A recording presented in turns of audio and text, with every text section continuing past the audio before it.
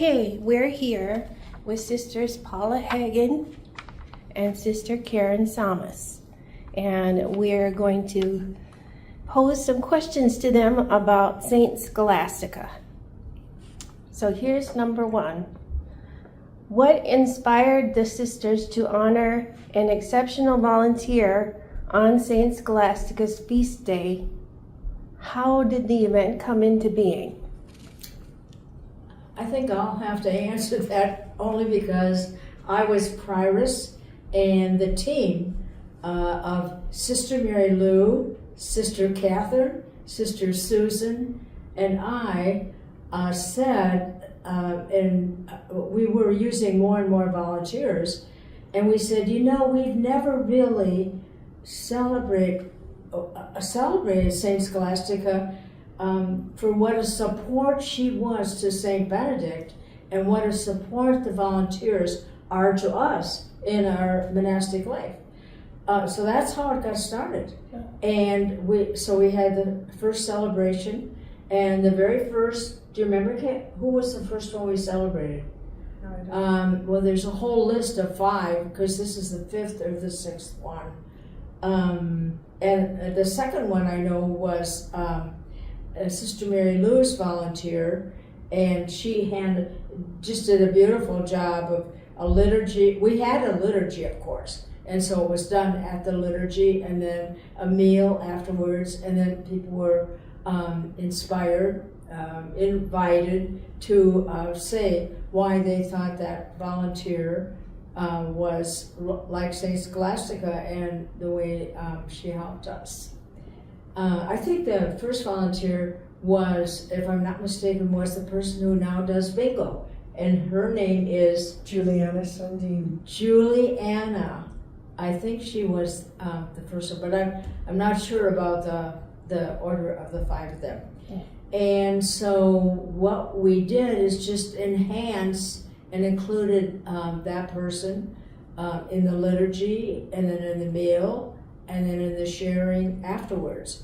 Now, we were aware as a team, they made me aware, and so we made these little booklets for each department head. It goes like this: to staff, celebration of Saint Scholastica.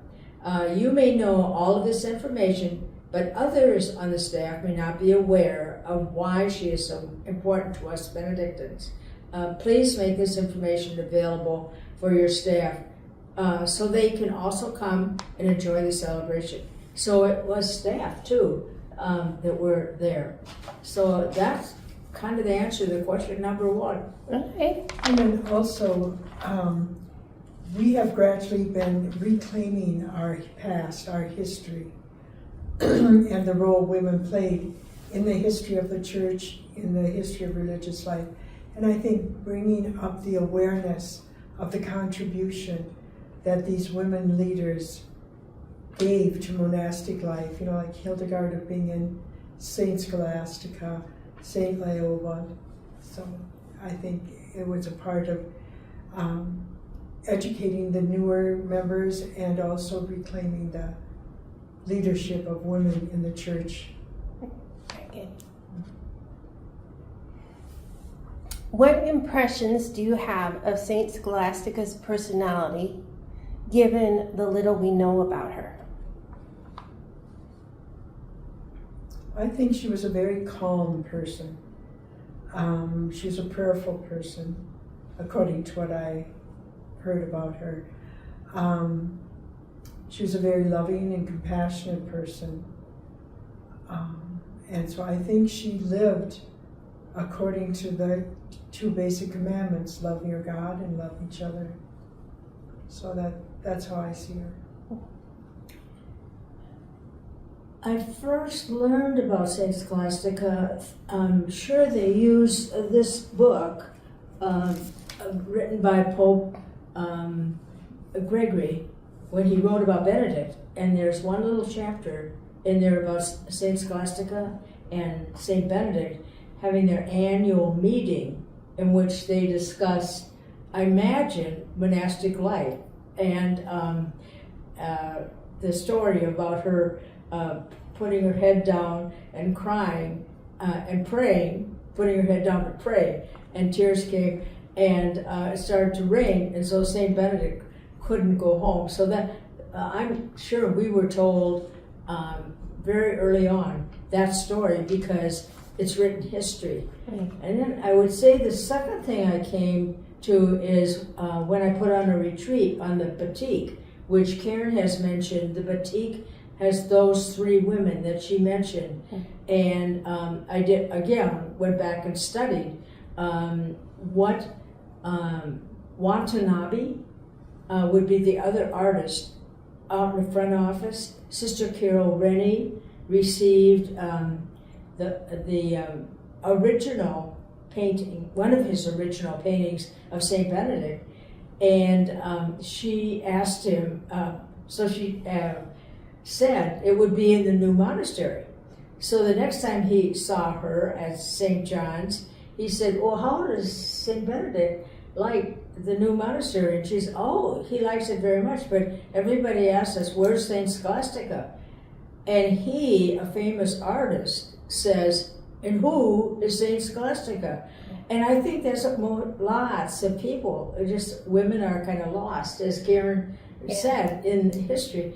And so she talked him into doing one. And so we have both of them down there and studying both the batik and the information published. And then several prioresses, several monasteries have the name Scholastica. And I looked up their talks from Celebration, and that's how I learned more about what women were conjecturing, because they would all refer back to this. But we're very excited now because there is a book out about her. I have that book. And these are written in the genre of hagiography, which it's not factual. I have one, Karen, if you want.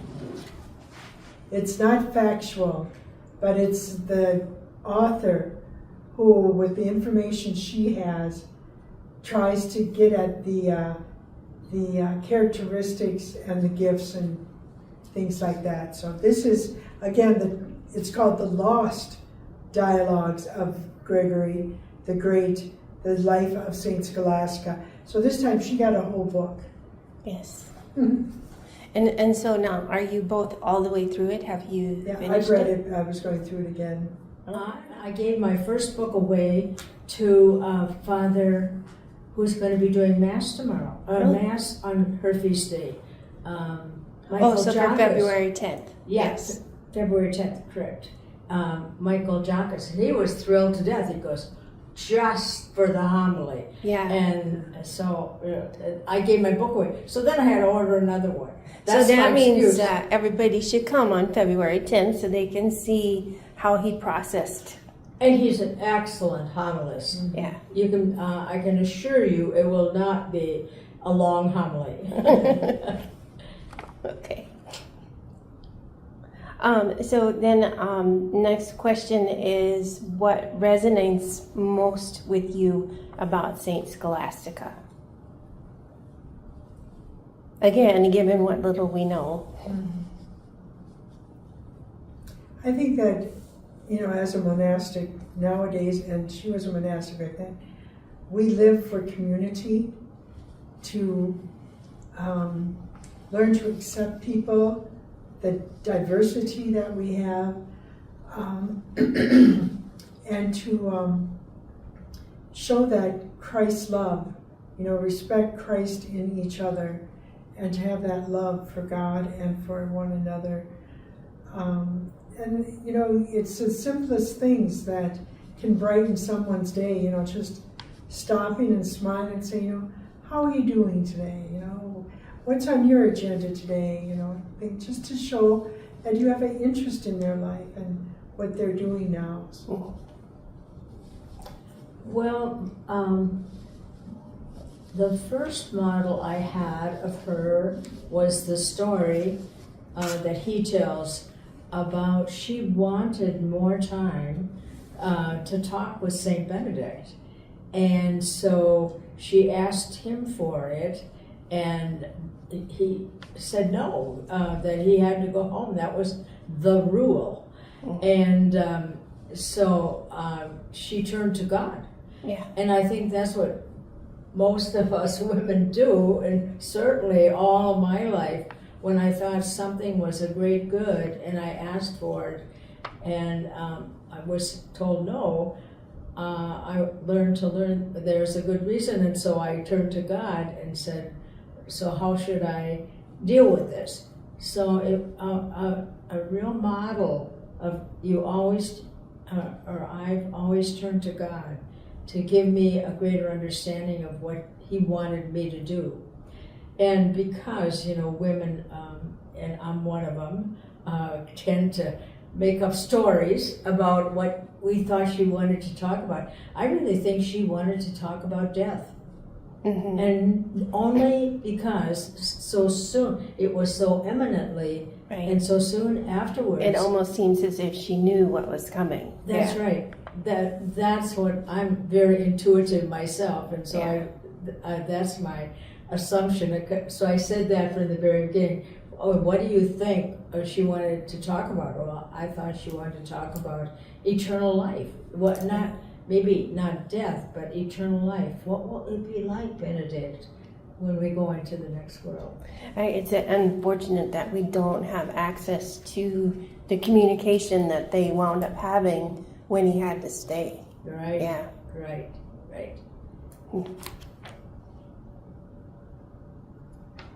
So I think, that kind of leads into one of the later questions. How do you imagine St. Benedict's relationship with his sister might have influenced his own spiritual journey? Well, they all say what a close relationship he had with his sister, with Saint Scholastica. I think learning that relationship with her and having it grow through the years, and her having similar values and desires to fulfill God's love on earth, that they each encouraged each other to do better, to maybe see things in a different way if they felt it was being maybe judged in a negative way or something. And I think together they encouraged one another through the living example, and then that great love that they had for God and everybody. So, I would say, in our monastery, we've lived with two sets of twins. And so we know how, just the point that Karen made, how deeply supportive they were to each other. And you saw it just deep down inside. They were in the womb together. Mm-hmm. And I imagine he was, and the fact that they had this tradition of once a year getting together for a picnic, so to speak, or etc., and prayed. That's what's influenced me the most. Mm. Would be how prayer is so much a part of our very being, and it was part of hers. That she just thought nothing of it, but just started to pray.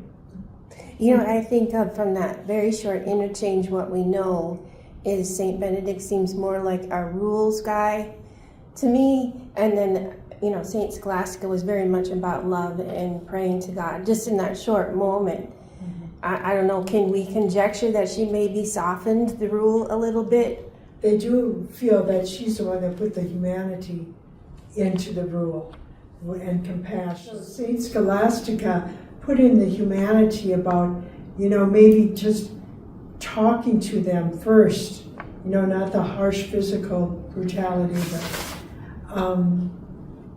then also I thought about, just think of the time that this happened, like the 6th century. Women were usually separate from the men. The boys would go and get educated. The girls were educated at home and learned domestic things. But her father had her educated too by Sophia, a nurse, according to The appropriate name. Yeah. And so she was educated too. And so I think that helped for Benedict to be even richer in his education through what she shared with him from what she had learned from Sophia, her nurse. Mm-hmm. Very good. I just think it is, God gave men certain gifts, and I think it's Michael Casey, but I'm not positive. And says Benedict was the typical male of having the logical.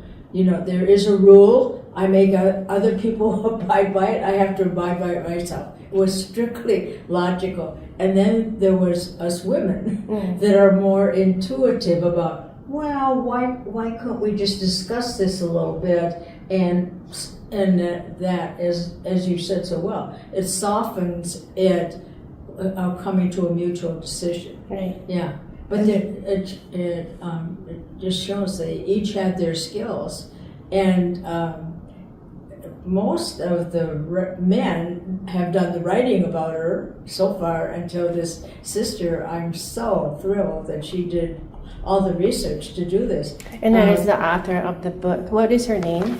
Sister Carmel Poza. Poza.